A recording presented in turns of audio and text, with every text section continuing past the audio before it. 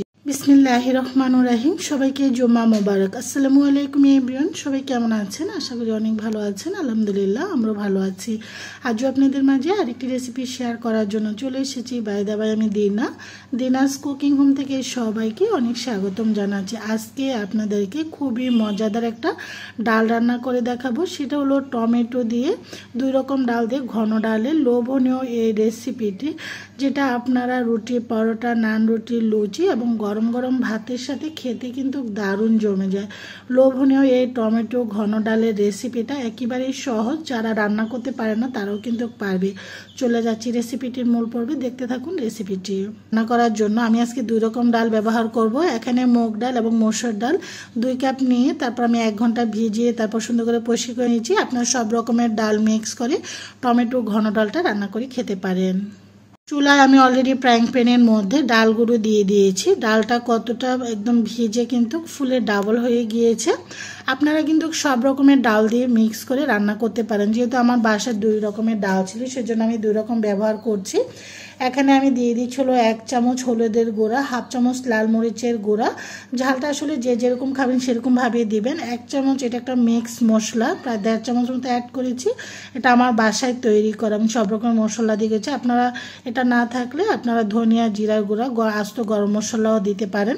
স্বাদ অনুযায়ী লবণটা অ্যাড করে দিয়েছি। এখানে আমি দিয়ে দিচ্ছিল পেঁয়াজ এবং রসুন। এখানে 1/2 কাপ দিয়েছি। একটা বড় সাইজের রসুন আর 2টো বড় সাইজের পেঁয়াজ দিয়ে দিয়েছি। আর দিয়েছি দারচিনি, এলাচি, এগুলো দিয়ে এখানে তেজপাতা দিয়ে পরিমাণ মতন পানি দিয়ে এখন আমি ডালটাকে সিদ্ধ করে নেব। আমি এখানে বাটাটা দিচ্ছি না, আপনারা চাইলে বাটাটাও দিতে পারেন। একটু স্কিপ হয়ে গেছে। এখানে 1 চামচ আদা বাটাও দিয়েছি। ডালটা কিন্তু আমার অলরেডি টক বগিয়ে ফুটে উঠেছে, দেখুন।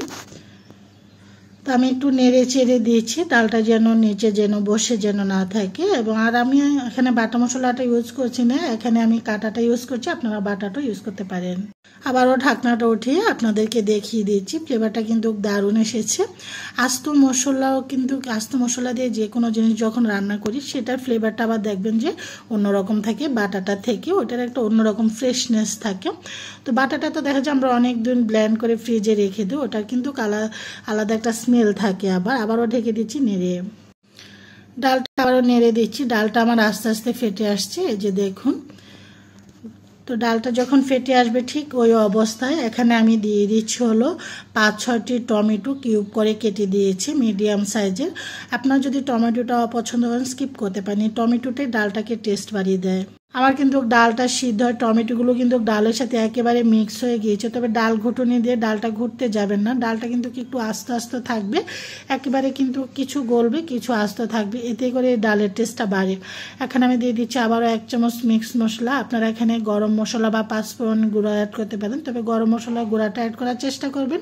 নেড়ে চেড়ে মিক্স করে আবারও ঢাকনা দিয়ে ঢেকে রেখে দিচ্ছি 5 মিনিটের জন্য।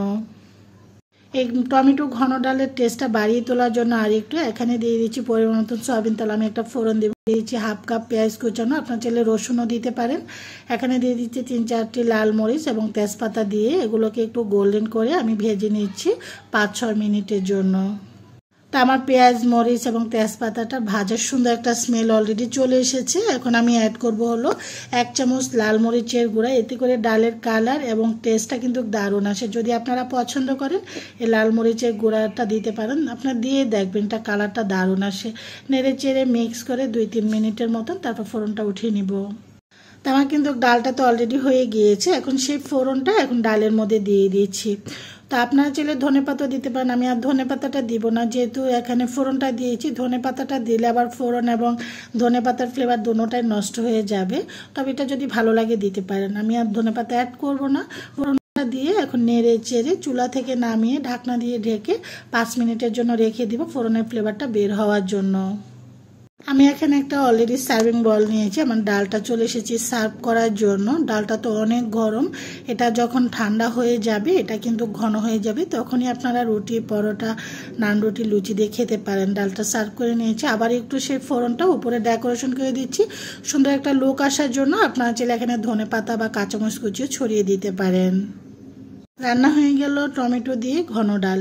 আপনারা গরম গরম ভাত, লুচি, পরোটা, নান, রুটি এগুলো দিয়ে খেয়ে দেখবেন। এটা খেতে এতটাই মজা হয়েছে। এটা আমার ছেলে তো বললো অনেকটা নাকি হালিমের মতো লাগছে, আসলে অনেক মজা হয়েছিল। আপনারা ট্রাই করতে পারেন। সবাই